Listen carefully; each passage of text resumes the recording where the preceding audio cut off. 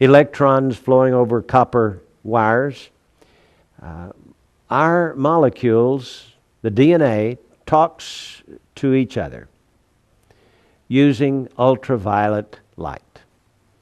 Now, when we get too much ultraviolet light, then the carcinogens change that, creating a cancer cell.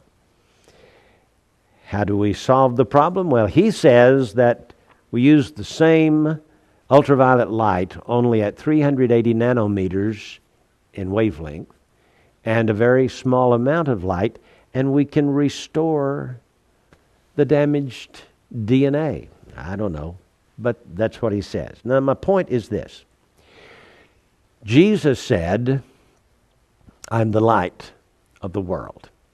He meant far more by what he said than what appears on the surface. He's not just a big bright light up there like the sun shining on the earth. He is the life source of all light. And you remember when God said in Genesis 1, let there be light, and there was light.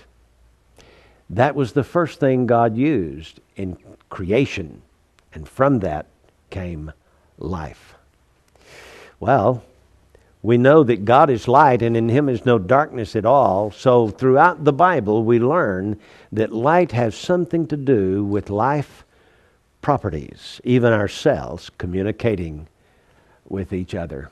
We are beings of light. Do you remember some months ago we put in our magazine an experiment that was made in Japan, where they put a person in a dark room for about 8 hours a day and used a highly sensitive photographic process by which they picked up not just infrared light, but all the waves of the light spectrum emanating from a man.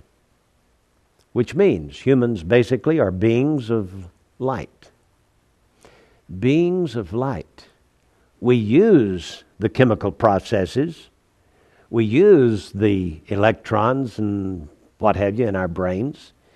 And we are able to function and motivate through this life using our hands and all the parts of our body to function. But basically the real you is a light being. And that means then that since scientists have never been able to describe or to define light or fire, it must be something emanating from another dimension. Light beings. One of these days, we're told in the Scriptures that we'll live in a city which has no need of the sun or the moon, for the Lamb is the light thereof. And I suppose at that time we will be light beings. Don't know exactly in what manner or fashion. We'll have every function that we have now. We'll have immortal bodies, but instead of blood or liquid flowing through our veins, light will flow through our veins. How's that possible? I don't know. I just believe the Bible. And scientists are finally coming up with what the Bible has to say. I mean, the Bible has said it all along. We're beings of light. That from light comes life. And scientists are beginning to understand maybe a little bit of it.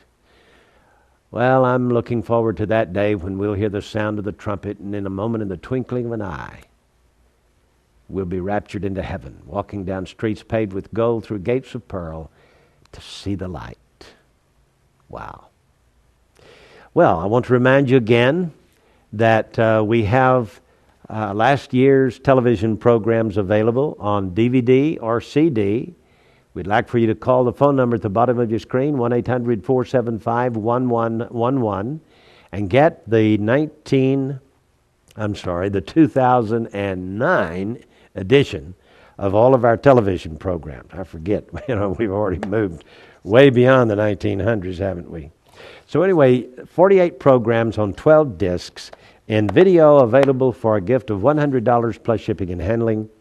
The audio on CD for a gift of $50 plus shipping and handling. Call today and order them. It will help us to pay for airtime. Don't forget our magazine for January. You may want, if you don't get an issue of it, if you haven't subscribed, you may want to order the January issue. It begins our new series called Eschatology 101. And for the next 3.5 years, we'll be telling you everything we know about how to study Bible prophecy. It's a fascinating series. I think you'll like it. And you may want to subscribe to our magazine. I hope you will. So call today, will you? We'd love to hear from you. I'm J.R. Church. We'll see you again tomorrow with our webcast.